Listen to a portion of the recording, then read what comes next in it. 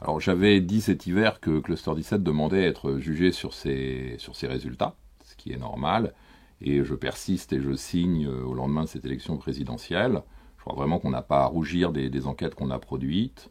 D'abord, on avait toutes les tendances, hein. C'est-à-dire que si vous regardez les tendances de nos derniers sondages, nous avions Emmanuel Macron qui était en train de se stabiliser, nous avions la baisse de Valérie Pécresse et d'Éric Zemmour, et puis nous avions les hausses soutenues de Jean-Luc Mélenchon et de Marine Le Pen. Donc en termes de tendance, je crois que nous avons donné les bonnes tendances de cette élection, qui se sont prolongées le dimanche du vote, le jour du vote.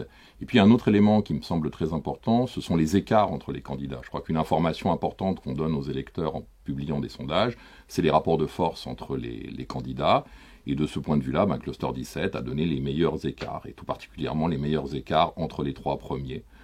Alors que la moyenne des sondages publiés le vendredi donnait 6 points d'écart entre Jean-Luc Mélenchon et Marine Le Pen, nous avions un écart beaucoup plus réduit de 3 points. Et au final, nous avions une information qui était plus proche de la réalité. Donc je crois en effet que Cluster 17 n'a pas à rougir de ces résultats. Oui, alors il y a quelque chose d'un peu paradoxal avec l'abstention de ce premier tour, parce que tout le monde semble satisfait du niveau de participation, ce qui est d'une certaine manière compréhensible puisqu'on attendait une abstention record et qu'elle ne l'a pas été, mais ça reste quand même le deuxième plus haut niveau d'abstention à un premier tour d'élection présidentielle de toute l'histoire de la Ve République. Donc en réalité, en termes de participation, c'est un mauvais cru. Alors ce qui est intéressant, c'est de regarder qui s'est abstenu et éventuellement quelles conséquences politiques ça a eu.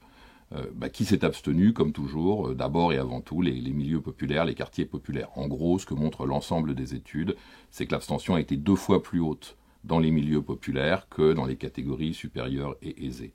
Et bien entendu, ça a eu des conséquences politiques. Alors, plus contenues que ce qui se serait sans doute passé si on avait été face à un collapse de la participation, mais il y a eu quand même des conséquences que nous on voit dans nos études, par exemple. En gros, les clusters qui votent le plus pour Jean-Luc Mélenchon et pour Marine Le Pen semblent s'être 2 fois moins mobilisés en proportion, l'abstention a été 2 fois plus haute, dit autrement, que les clusters qui ont le plus voté pour Emmanuel Macron. Ce sont les sociodémocrates, les centristes et les libéraux qui ont le plus voté, et inversement les solidaires, les révoltés, les réfractaires ont moins voté, semble-t-il, que la moyenne.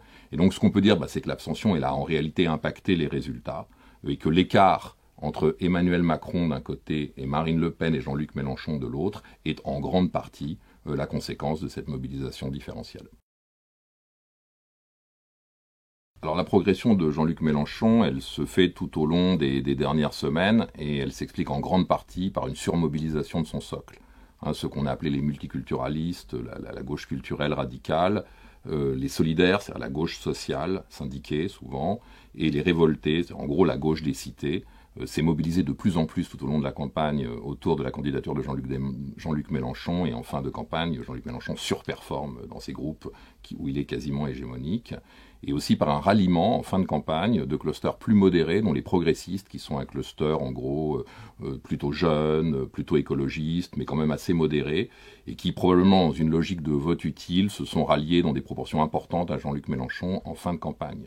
Donc en gros, Jean-Luc Mélenchon a réussi à unifier les différents segments, ou les principaux segments en tous les cas de la gauche, et il a fait l'alliance de la gauche culturelle, de la gauche sociale et des quartiers populaires. Et d'ailleurs c'est ce qui explique des scores qui sont très élevés, encore beaucoup plus élevés qu'en 2017, dans les grandes villes où ces 3 clusters sont surreprésentés. La progression de Marine Le Pen et la chute d'Éric Zemmour sont intéressantes à analyser, y compris dans la perspective de ce qui va se passer au second tour. Alors, ce qui était très frappant tout au long de la campagne et qui s'est accéléré en fin de campagne, c'est l'hégémonie de Marine Le Pen sur les clusters identitaires et populaires, et anti-système, et plutôt de gauche économique, dans lesquels elle fait un score très élevé, et à l'inverse, Éric Zemmour s'effondre totalement tout au long de la campagne, et à la fin, il n'a quasiment plus d'électeurs dans ces groupes. Ce qui est intéressant aussi, c'est probablement la logique de vote utile qui s'est mise en place dans l'électorat identitaire, y compris dans le segment qui était tout au long de la campagne le plus fidèle à Éric Zemmour, celui que nous avons appelé les identitaires, dans lequel en fin de campagne, Marine Le Pen passe devant Éric Zemmour. Et là, il y a sans doute aussi une logique de vote utile qui s'est enclenchée.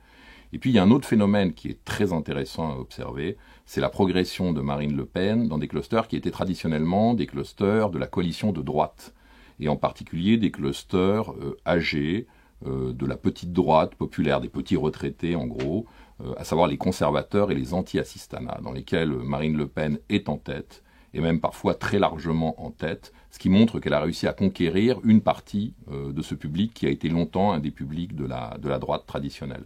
Donc ce sont tous ces éléments réunis qui ont nourri la dynamique Marine Le Pen.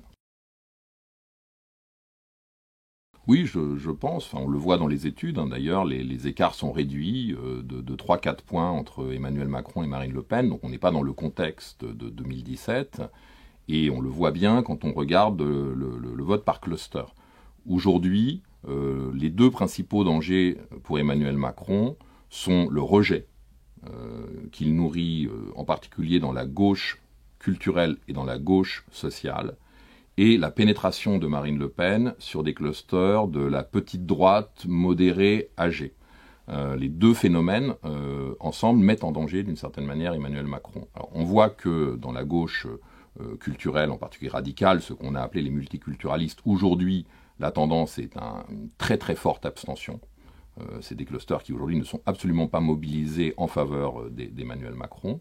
Et on voit un autre phénomène qui est très intéressant aussi, c'est que dans la gauche plus sociale, ce qu'on a appelé les solidaires et les révoltés, une gauche plus populaire, aujourd'hui non seulement il y a une forte tentation abstentionniste, mais quand les électeurs déclarent vouloir voter, ils sont en gros partagés à part à peu près égale entre Emmanuel Macron et Marine Le Pen. Donc on est dans une situation de ce point de vue-là qui est très différente de celle de 2017. Et l'autre phénomène intéressant à observer, c'est que dans un cluster, par exemple, comme les conservateurs, donc un cluster de droite, âgé, de petits retraités plutôt modérés, aujourd'hui, Marine Le Pen est devant Emmanuel Macron.